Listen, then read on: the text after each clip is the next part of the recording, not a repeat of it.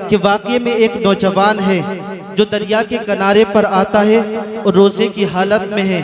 दरिया के किनारे पर जैसे ही आता है तो एक सेब को देखता है और सेब को जैसे ही देखता है भूख की शिद्दत होती है, उस सेब को उठाकर खा लेता है।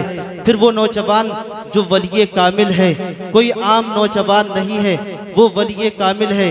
जैसे ही सेब को खाता है फौरन दिल में ख्याल आता है कि मैंने ये सेब बिना पूछे खा लिया, पता नहीं किसका माल होगा। अल्लाह रब्बुल इज्जत ने अगर मुझसे पूछ लिया तो मैं क्या जवाब दूंगा मैदान महशर के दिन। दिल में ये ख्यालात पैदा होते हैं। फिर वही नौजवान जो वलिये कामिल है, कोई आम नौजवान नहीं है, अल्लाह अकबर कबीरा, दिल में पुख्ता इरादा करता है कि जिसका भी ये सेब है, जो भी इसका मालिक है, मैं उसको तलाश करूंगा। और फिर वो दरिया के किनारे चलते चलते एक बाग में पहुंच जाता है। बाग में जैसे ही पहुंचता है बाग के मालिक को दरियाफ्त करता है, उसके बारे में पूछता है। बाग का मालिक उसके पास आता है। वो भी कोई आम इंसान नहीं है, वो भी एक अल्लाह का वली है। वली को पहचान लेता है।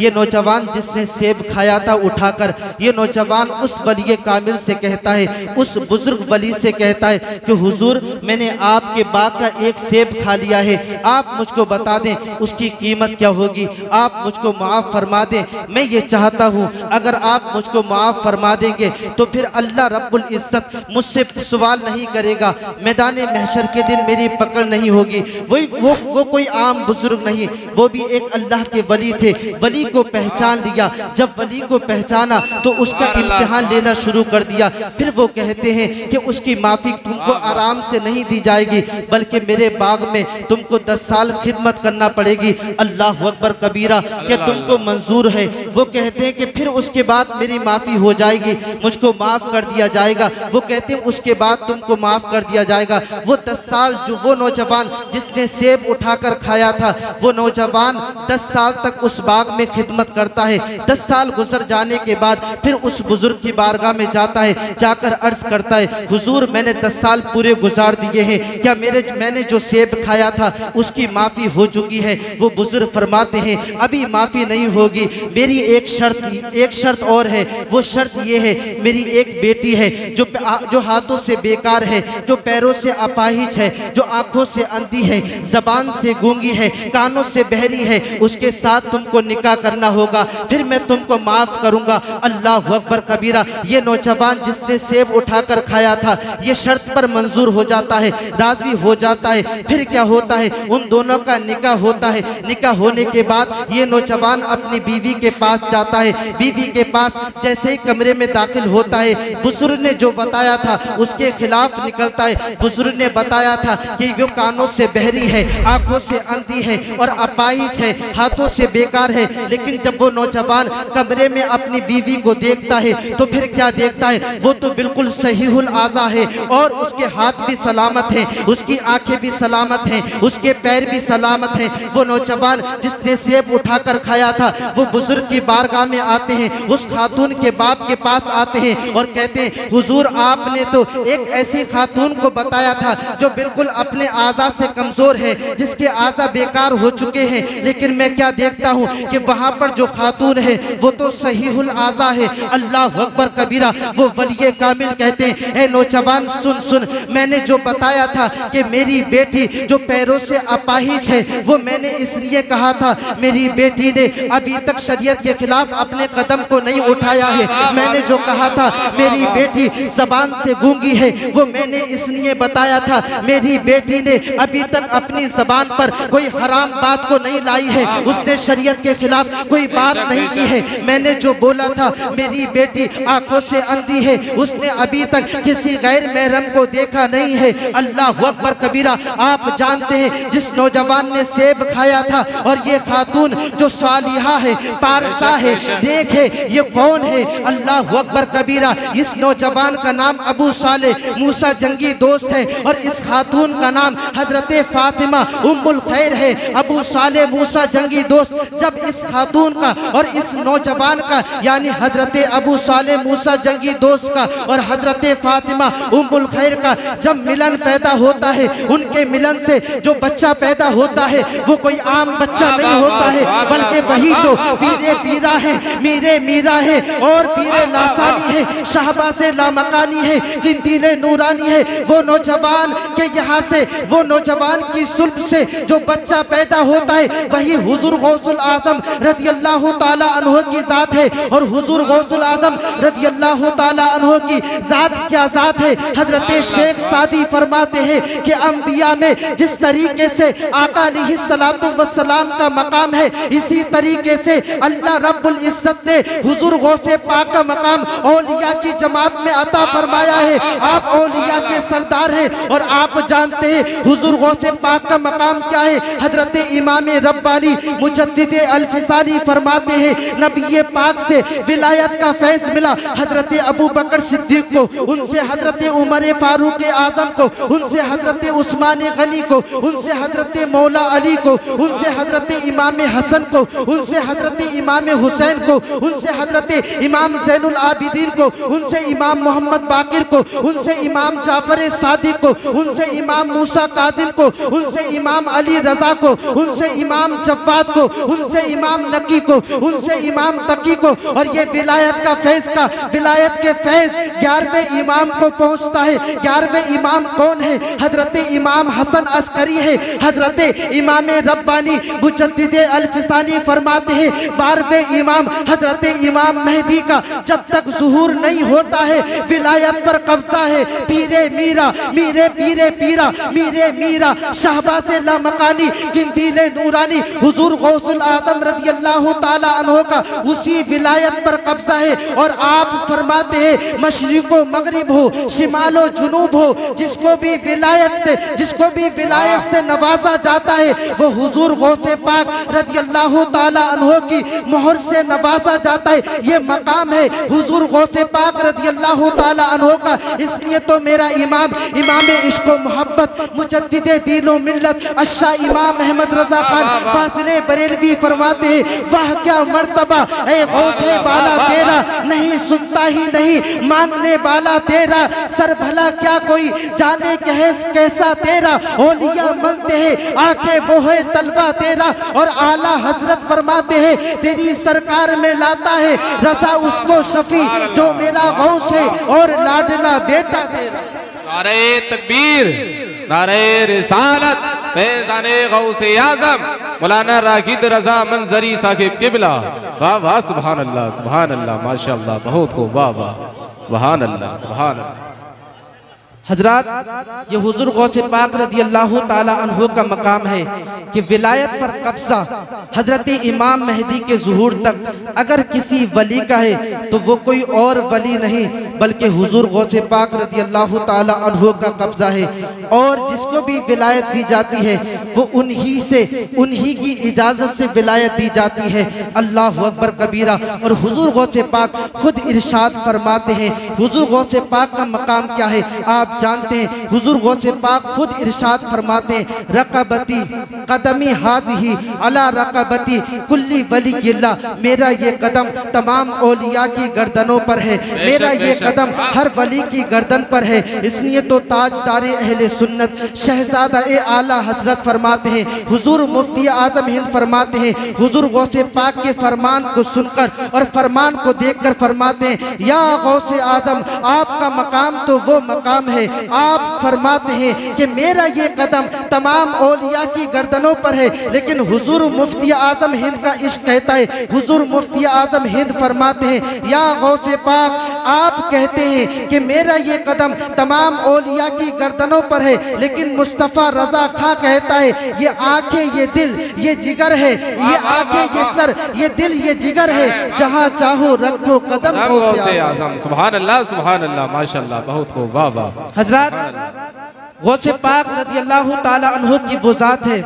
मैं आपको बात बताऊं और मैं कोशिश करूंगा कि यहाँ पर जितने नौजवान बैठे हैं मैं उन तक अपनी बात को पहुँचाऊँ, जो मेरे दिल में बात है वो उन तक पहुँचाऊँ। हज़रत गौसे पाक रज़ी अल्लाह ताला अन्हु की जब पैदाइश हुई और पैदाइश के बाद जब हुज़ूर गौसे पाक रज़ी अल्लाह ताला अन्हु बड़े हुए और जब आपने तालीम की इब्तिदा सबसे पहले कस्बे जिलान में की, वहीं पर तालीम हासिल की।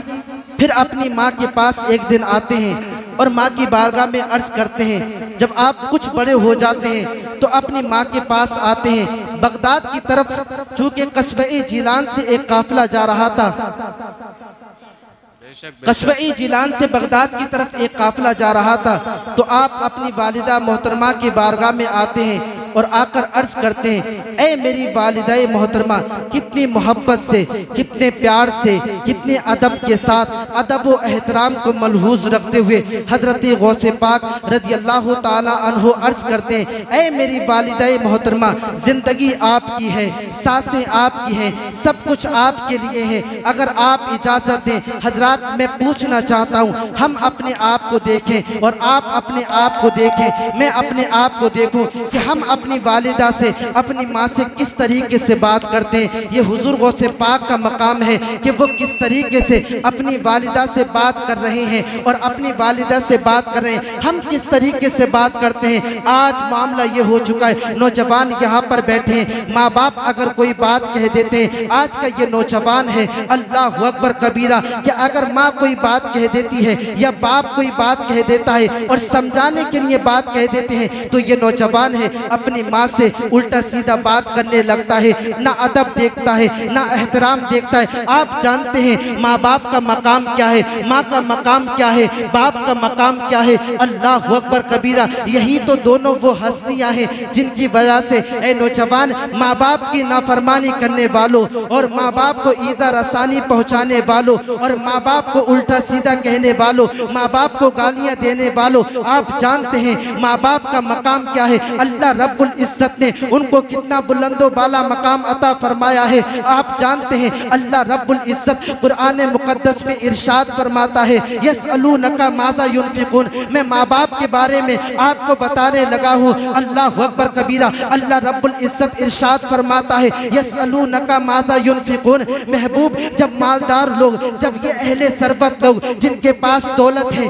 जिनके पास पैसा है, जब ये लोग आपके पास आकर अपने माल के बारे में पूछें और आपसे ये पूछें कि हम अपने पैसे को कहाँ खर्च करें, अपनी दौलत को कहाँ खर्च करें, हमारे पास जो दौलत का अंबार है कहाँ पर हम खर्च करें। महबूब, जब ये मालदार लोग अपने पैसे के खर्च करने के बारे में आपसे पूछें तो आप फरमा दें, कुल मा अनफक्तुम मिन खैरिन फलिल वालिदैन। महबूब, आप फरमा दें कि तुम्हारी अल्लाह रब्बुल इज्जत उस दौलत से प्यार करेगा, अल्लाह रब्बुल इज्जत तुम्हारी उस दौलत से मोहब्बत करेगा, अल्लाह रब्बुल इज्जत तुम्हारी उस दौलत को कबूलियत दर्जा कबूलियत अता फरमाएगा। कौन सी दौलत को, वो कौन सी दौलत को? तो अल्लाह रब्बुल इज्जत खुद इरशाद फरमाता है, महबूब आप लोगों से कह दो ये अपने पैसे खर्च करने के बारे में पूछते तो आप इनसे फरमा दो, कुल मा अनफक्तुम मिन खैरिन फलिल वालिदैन। तुम अपने पैसों को अपने वालिदैन पर खर्च करो, अपनी माँ पर खर्च करो,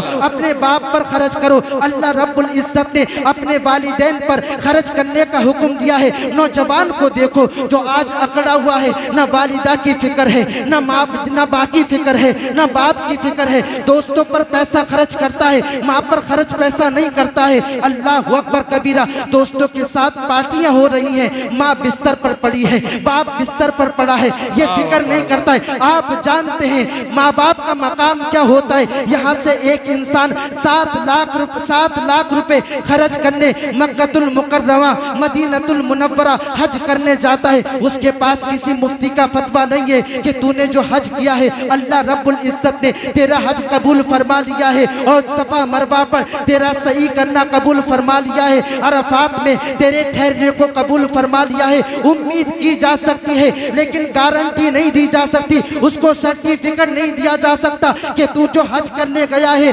अल्लाह रब्बुल इज्जत ने तेरे हज को कबूल फरमा लिया है। लेकिन मैं गारंटी के साथ कहता हूँ, अल्लाह अकबर कबीरा, हुजूर इरशाद फरमाते हैं कि जब तुम सुबह सुबह सवेरे उठो और उठने के बाद नमाज फजर अदा करने के बाद अपनी माँ के पास जाओ, अपने बाप के पास जाओ और माँ के पास खड़े हो जाओ, बाप के पास खड़े हो जाओ। बात करने की बात अलग है, उन पर पैसा खर्च करने की बात दूर की बात है, उन पर दौलत खर्च करने की बात दूर की बात है। हुजूर इरशाद फरमाते हैं अपनी माँ के पास जाओ, उनके सामने खड़े हो जाओ, अपने बाप के पास जाओ, उसके सामने खड़े हो जाओ और मुस्कुराते हुए चेहरे के साथ उनकी जियारत करो। आका इरशाद फरमाते हैं अल्लाह रब्बुल इज्जत मकबूल हज का सवाब अता फरमाता है। सुभान अल्लाह, नारे तकबीर, नारे रिसालत, फैज़ाने गौसे आज़म, अज़मते वालिदैन मौलाना राशिद रज़ा मंजरी साहिब किबला, सैयद साहब किबला, नारे तकबीर, नारे रिसालत।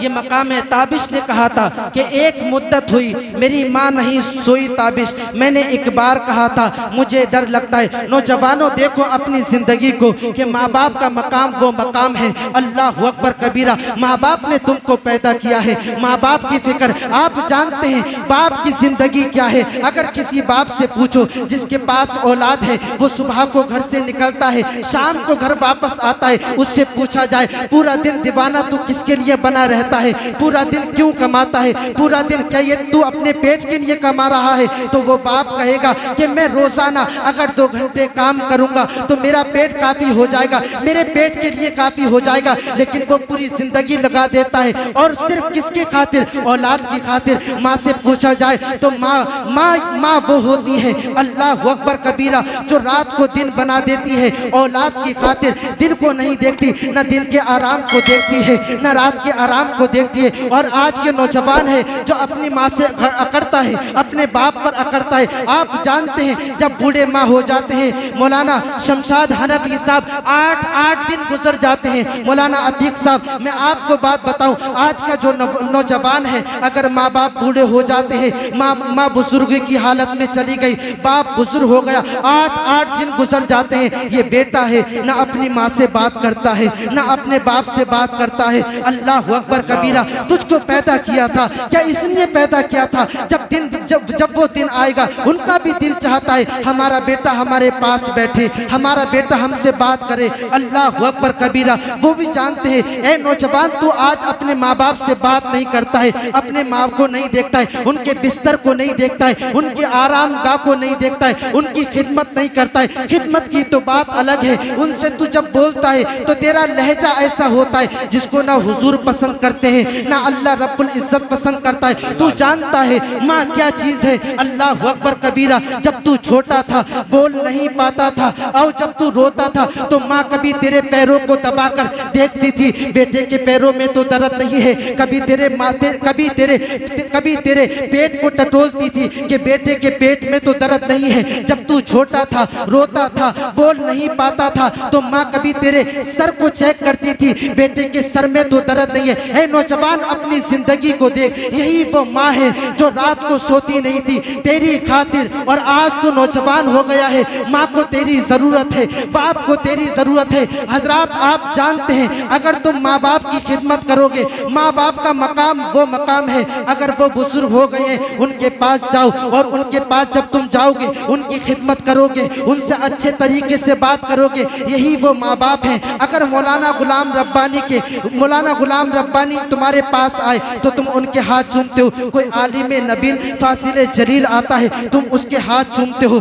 तुम्हारे पीरो मुर्शिद आते हैं तुम उनके हाथ चूमते हो। क्यों हाथ चूमते हो? आलिम नबील फासिल जलील के हाथ तुम इसलिए चूमते हो, इनके हाथ चूमे अल्लाह अकबर कबीरा तो ये हमारे लिए दुआ करते हैं। आप जानते हैं कोई आलिम नबील दुआ करे, कोई आलिम दुआ करे तो गारंटी नहीं है कि अल्लाह रब्बुल इज्जत उसको कबूल फरमा, अल्लाह रब्बुल इज्जत उसको कबूल फरमा लेगा। तुम्हारे पीरो मुर्शिद दुआ करें तो ये गारंटी नहीं है अल्लाह रब्बुल इज्जत उसको कबूल फरमा लेगा। लेकिन ए नौजवानों सुनो सुनो, ये माँ बाप का मकाम है। अगर तुम माँ के पास जाओ, बाप के पास जाओ, अल्लाह अकबर कबीरा और उनकी खिदमत करो, उनसे अच्छी तरीके से बात करो। अगर उन्होंने तुमको दुआ दे दिया, उनकी दुआ क्या दुआ है? आका इरशाद फरमाते हैं जब माँ दुआ करती है आलिम नबील दुआ करे, अल्लाह रब्बुल इज्जत हो सकता है रद्द फरमा दे। पीरो मुर्शिद दुआ करे, हो सकता है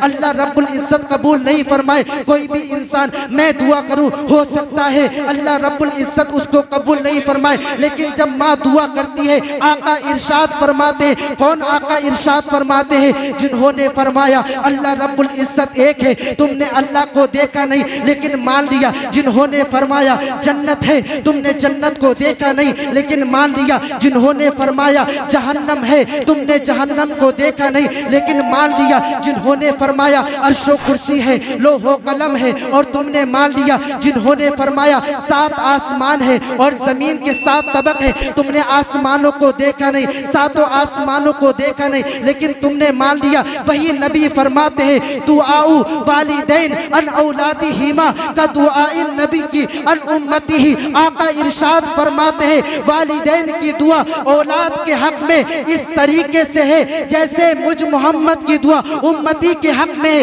कि मैं जब भी अपनी उम्मत के लिए दुआ करूंगा अल्लाह रब्बुल इज्जत उसको रद्द नहीं फरमाएगा बल्कि हमेशा कबूल फरमाएगा। इसी तरीके से जब वालिदैन दुआ करते हैं तो अल्लाह रब्बुल इज्जत उनकी दुआ को रद्द नहीं फरमाता है बल्कि कबूल फरमाता है। सुभान अल्लाह। नारे तकबीर, नारे रिसालत, फैज़ाने गौसे आज़म, अज़मते वालिदैन, नारे तकबीर, नारे रिसालत। वाह वाह, सुभान अल्लाह, सुभान। हजरत बस कुछ देर के लिए फिर मैं उसके बाद अपनी जगह लूंगा। हजरत गौसे पाक रज़ी अल्लाह ताला अन्हु जो मैं वाक़या बयान कर रहा था, अब आप काफिले में पहुंच जाते हैं और काफिले में वो पूरा आपने वाक़या सुना है। अल्लाह अकबर कबीरा। हजरत गौसे पाक रज़ी अल्लाह ताला अन्हु उस काफिले को तमाम जो चोर होते हैं, डाकू होते हैं, घेर लेते हैं और लूटने के बाद हजरत गौसे पाक की बारगाह में आते हैं और बारगाह में आकर हजरत गौसे पाक रज़ी अल्लाह ताला अन्हु से कहते हैं कि तुम्हारे पास भी कुछ है। तो हजरत गौसे पाक रज़ी अल्लाह ताला अन्हु इरशाद फरमाते हैं मेरे पास 40 अशरफियाँ हैं। हजरत तवज्जो के साथ सुनना, मैं अपनी बात ख़त्म करने जा रहा हूँ। हजरत गौसे पाक रज़ी अल्लाह ताला अन्हु फरमाते हैं कि मेरे पास 40 अशरफियाँ हैं। तो वो चोर कहते हैं, वो डाकू कहते हैं, हर कोई अपना माल डाकुओं से छुपाता है, हर कोई अपना माल चोरों से छुपाता है, लेकिन तुम अपना माल क्यों छुपा रहे हो? अल्लाह अकबर कबीरा। अपना माल क्यों नहीं छुपा रहे हो? अपना माल क्यों बता रहे हो? हजरत गौसे पाक रज़ी अल्लाह ताला अन्हु फरमाते हैं जब मैं घर से चला था मेरी वालिदा ने मुझसे कहा था अब्दुल कादिर कुछ भी हो जाए तुझको झूठ नहीं बोलना है। अल्लाह अकबर कबीरा। हजरत गौसे पाक रज़ी अल्लाह ताला जैसे ये इरशाद फरमाते मेरी वालिदा ने मुझसे कहा था कि झूठ नहीं बोलना है, मैं उसी बात पर मैंने उसी बात पर अमल किया है और मैंने झूठ नहीं बोला बल्कि मैंने सच बोला है। वो डाकुओं का सरदार कहता है कि तूने सिर्फ माँ से वादा किया तो उस वादे को पूरा कर रहे। हम कैसे गुनाहगार हैं, हम कैसे सियाकार हैं कि हमने अल्लाह रब्बुल इज्जत से वादा किया उसके वादे को तोड़ रहे हैं। वो तमाम पूरा काफिला जो डाकुओं का काफिला था, जो डाकुओं का सरदार था और उसके जितने चेले चपाटे थे वो तमाम हजरत गौसे पाक रज़ी अल्लाह ताला अन्हु के हाथ पर तौबा करते हैं। हजरत गौसे पाक रज़ी अल्लाह ताला अन्हु फरमाते हैं कि मेरे हाथ पर सबसे पहले तौबा करने वाली जमात अगर कोई जमात थी तो वो डाकुओं की जो जमात थी। मैं सिर्फ 5 मिनट लूंगा उसके बाद बैठ जाऊंगा। हजरत आप जानते हैं हजरत गौसे पाक ने सच बोला। आज हम देखें अपने आप को कि अगर इंसान अपने घर से निकलता है तो क्या करता है? हम जब सुबह को घर से निकलते हैं, शाम को जब घर से वापस आते हैं, अगर नौजवान ने अगर हमने 100 लोगों से बात की है तो पता नहीं कितनी बार दिन में झूठ बोल देते हैं। फिर आज का नौजवान कहता है, आज का इंसान कहता है, झूठ बोलता है, फिर कहता है कि घर में बरकत नहीं है, परेशानी है, कामयाबी क्यों नहीं मिल पा रही है। अल्लाह रब्बुल इज्जत का कलाम झूठा नहीं हो सकता, कुरान मुकद्दस का फरमान कभी झूठा नहीं हो सकता। अल्लाह रब्बुल इज्जत ने जो फरमाया है वो झूठा नहीं हो सकता। अल्लाह अकबर कबीरा। जमीन पलट सकती है, आसमान फट सकता है और आसमान जमीन अपनी जगह से हिल सकती है, लेकिन कुरान झूठा नहीं हो सकता। है लदनियों वाली मस्जिद में गौसुल वरा जश्न गौसुल वरा कॉन्फ्रेंस में आने वालों नौजवानों अपने दिल की तख्ती पर ये बात लिख कर ले जाओ, अल्लाह रब्बुल इज्जत का कुरान झूठा नहीं हो सकता। अल्लाह रब्बुल इज्जत का कुरान इरशाद फरमाता है, बिस्मिल्लाहिर्रहमानिर्रहीम, लानतुल्लाहि अलल काज़िबीन, झूठों पर अल्लाह की लानत है। अब मुझको बताओ कि जिस पर अल्लाह की लानत हो, उसके मलाइका की लानत हो, क्या वो कामयाब हो सकता है? क्या वो अपनी जिंदगी में कभी कामयाब हो सकता है? वो कामयाब नहीं होगा तो कौन कामयाब होगा? अल्लाह रब्बुल इज्जत का कुरान कहता है, कद अफलहल मोमिनून, मोमिन कामयाब है, जिनके दिलों में ईमान है वो कामयाब है। कौन ईमान वाले कामयाब हैं? अल्लज़ीना हुम फी सलातिहिम खाशिऊन, जो अपनी नमाजों में गिड़गिड़ाते हैं। हम अपनी नमाजों में कहाँ गिड़गिड़ाते हैं? हम तो 8वें दिन नमाज पढ़ते हैं, हम तो नमाज भी नहीं पढ़ते। फजर हमारी गायब है, जुहर हमारी गायब है, असर हमारी गायब है, मगरिब हमारी गायब है, ईशा हमारी गायब है। जुमे के दिन जाते हैं और उल्टी सीधी नमाज पढ़ के वापस आ जाते हैं। और अल्लाह रब्बुल इज्जत का कुरान पढ़ो तो अल्लाह रब्बुल इज्जत का कुरान कहता है, कद अफलहल मोमिनून, मोमिनीन कामयाब हैं, जिनके दिलों में ईमान है वो कामयाब है। और कौन कामयाब है? अल्लज़ीना हुम फी सलातिहिम खाशिऊन, जो अपनी नमाजों में गिड़गिड़ाते हैं वो कामयाब है। और अल्लाह रब्बुल इज्जत आगे इरशाद फरमाता है, वल्लज़ीना हुम अनिल लग़वी मोरिदून, अल्लाह रब्बुल इज्जत आगे इरशाद फरमाता है, और वो लोग कामयाब हैं जो बुरी बातों से बचते। नौजवानों मुझको बताओ, झूठ बोलना अच्छी बात है बुरी बात? जुआ खेलना अच्छी बात है बुरी बात? सट्टा लगाना अच्छी बात है या बुरी बात? शराब पीना अच्छी बात है या बुरी बात? जुआ खेलना अच्छी बात है या बुरी बात? माँ बाप की नाफरमानी करना यह अच्छी बात है या बुरी बात? अल्लाह अकबर कबीरा, जिना के करीब जाना यह अच्छी बात है या बुरी बात? फिर हम अपने जिंदगी को कैसे गुजारें? हमारा अंदाज़े मुआशरत, हमारा तरीक़ा जिंदगी और हमारा तर्ज़े जिंदगी कैसा होना चाहिए? हमारा तर्ज़े जिंदगी, अंदाज़े मुआशरत इस तरीके से होना चाहिए। हम अपनी जिंदगी को इस तरीके से गुजारें, इस तरीके से गुजारें कि खाएं तो हमारे खाने की अदा बोले नबी नबी, हम पिए तो हमारे पीने की अदा बोले नबी नबी, हम उठें तो हमारे उठने की अदा बोले नबी नबी, हम सोएं, हम जागे, हम पिए, हम खाएं, हमारा पूरा जिस्म और हमारा तरीक़ा जिंदगी बोले अदा, हमारे तरीक़ा जिंदगी इस तरीके से होना चाहिए। हर अदा नबी नबी बोले, अल्लाह अकबर कबीरा, अपने नहीं बल्कि गैर कहे कि जब मुसलमान इतना अच्छा है तो इसका इस्लाम कितना अच्छा होगा। जब कुरान पढ़ने वाला इतना अच्छा है तो कुरान कितना अच्छा होगा। जब गुलाम इतना अच्छा है तो नबियों का इमाम कितना अच्छा। सुभान अल्लाह, नारे तकबीर, नारे रिसालत, फैज़ाने गौसे आज़म मौलाना राशिद रज़ा मंजरी साहिब किबला। वाह वही वाह, सुभान अल्लाह सुभान अल्लाह। हजरात, तो झूठ से बचें और शराब, ये तमाम चीज़ों से बचें। अपने बच्चों को इल्म दीन सिखाएं। ये जो आज बच्चे बैठे हैं जिन्होंने कुरान पूरा किया है कमेटी की मेहनत की वजह से, हर साल आप जानते हैं यही बच्चे हमारा फ्यूचर हैं, यही मुस्तकबिल हैं। इनमें से पता नहीं कौन हाफिज कुरान बनेगा, कौन आलिम दीन बनेगा। मेरी तो दुआ है अल्लाह रब्बुल इज्जत सबको हाफिज कुरान दीन का आलिम बनाए और हजरत गौसे पाक रज़ी अल्लाह ताला अन्हु के सदके में इनकी माँ बाप की उम्र में बरकत रहमत अता फरमाए, अपनी जिंदगी को सही तरीके से गुजारे। हजरत आला हजरत, फिर मैं अशार पढ़ता हूँ, आला हजरत फरमाते हैं, अल्लाह अकबर कबीरा, वह क्या मर्तबा है गौस है बाला तेरा, नहीं सुनता ही नहीं मांगने वाला तेरा। तकबीर, नारे रिसालत, नारे तकबीर, नारे रिसालत। हज़रत कारी तंजीम अशरफ साहिब किबला, उलमाए अहले सुन्नत, नारे तकबीर, नारे रिसालत।